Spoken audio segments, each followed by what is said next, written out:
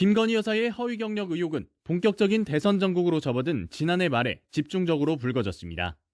국민대 등 대학 5곳에 시간 강사나 겸임교원직을 지원하면서 학력과 경력, 수상 이력 등을 부풀리거나 허위로 적어냈다는 게 의혹의 핵심입니다. 특히 지난 2007년 수원여대 겸임교원 지원 당시 존재하지도 않는 이력이나 수상 실적을 마치 있는 것처럼 꾸며냈다는 의혹을 YTN이 단독으로 보도하기도 했습니다.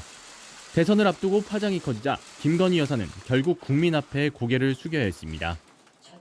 잘 보이려 경력을 부풀리고 잘못 적은 것도 있었습니다. 그러지 말았어야 했는데 돌이켜보니 너무나도 부끄러운 일이었습니다. 시민단체의 고발장을 접수한 경찰은 대선이 끝난 지난 3월 중순부터 본격적인 수사를 시작했습니다. 먼저 5개 대학 관계자들을 잇따라 불러 허위 경력을 제출한 사실이 있는지, 있다면 언제 이 사실을 알았는지 등을 집중적으로 캐물었습니다. 그런데 김 여사에 대해서는 소환조사 대신 서면조사로 진행하기로 했습니다. 이를 위해 변호인과의 조율까지 마친 상태입니다.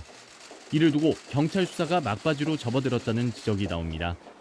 우선 적용 가능 혐의 가운데 업무방해나 사문서 위조의 공소시효는 7년으로 지원 시점이 가장 최근인 국민대의 경우 2014년을 기점으로 계산하더라도 시효는 이미 만료된 상태입니다. 다만 채용 이후 같은 서류를 제출했다면 시효가 남아있다는 법조계 의견도 있습니다. 또 사기죄의 경우는 고의성 여부가 핵심인데 입증 자체가 쉽지 않다는 분석이 더 많습니다. 게다가 오는 10일 대통령 취임식 이후엔 경찰로서도 관련 수사를 진행하기가 부담스러운 상황입니다. 기존의 자료들을 봤을 때 고의성이야 본인은 나오면 당연히 부인할 거니까 고의성 입증이 좀 어렵다라고 생각을 해가지고 그런 좀 간이한 방식을 한 게 아닌가 싶습니다. 안 그러면 이제 서면 조사하고 기소한다는 것도 또 웃기거든요. 이외에도 김건희 여사는 국민대 박사 논문과 대학원 시절 학술 논문 3편에 대해서도 표절 의혹을 받고 있습니다. 지난달 25일 국민대 연구윤리위원회 심의가 열렸지만 표절 여부에 대한 최종 판단을 내리지 못했고 추가 심의 일정도 잡히지 않아 대통령 취임식 전까지 표절 의혹 검증도 쉽지 않을 전망입니다. YTN 김대겸입니다.